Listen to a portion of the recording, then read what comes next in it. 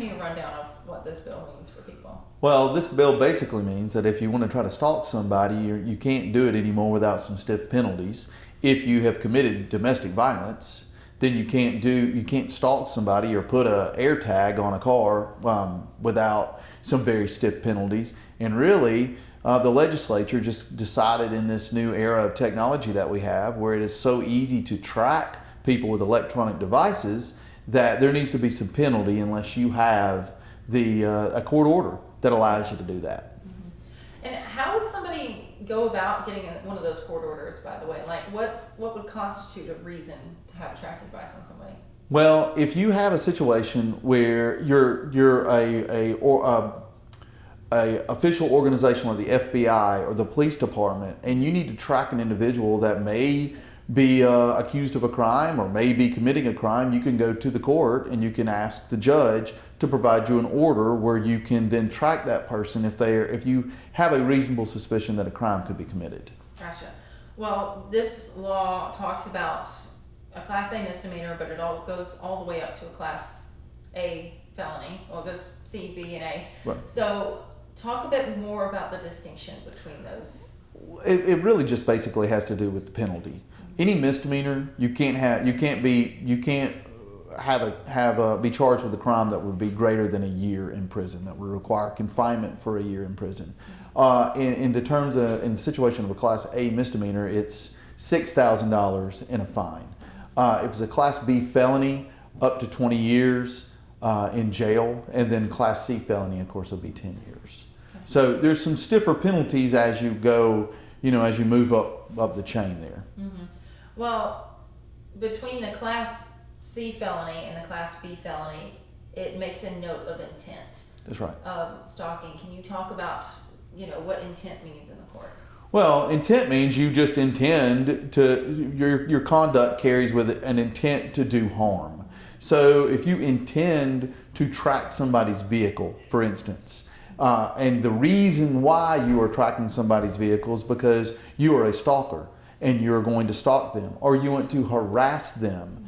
Those are situations where you're intending your conduct to cause harm to another person. And so in that kind of situation, the court provides some stiffer penalties for the conduct than if you weren't intending to stalk somebody. Mm-hmm.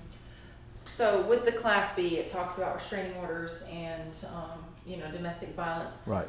Can you just kind of go a bit more into that? Sure. So there's a reason why the courts have stiffer penalties towards individuals that have committed domestic violence, have hurt their partners in some way physically.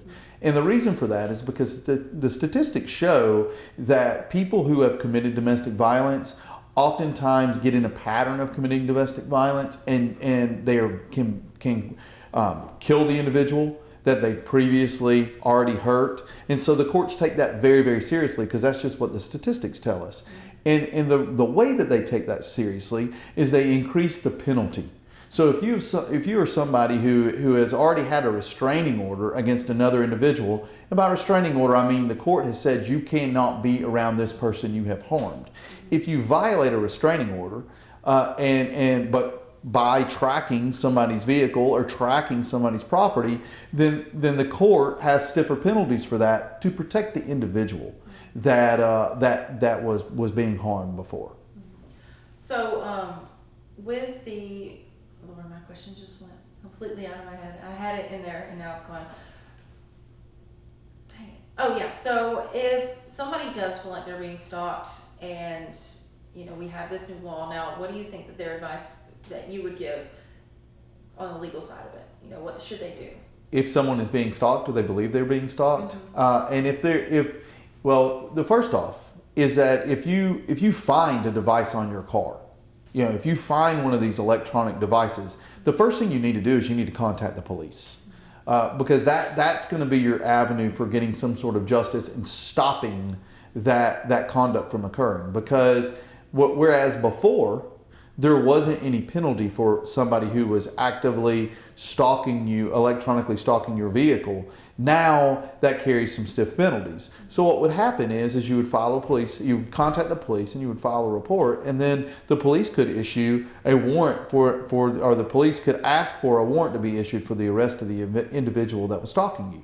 You should take that very seriously, because if somebody's stalking you, somebody is harassing you, somebody is trying to get out of a restraining order that has been issued against them and harming you in any way, then you're by not contacting the police and by not alerting the court system to that issue, you're putting yourself in harm's way.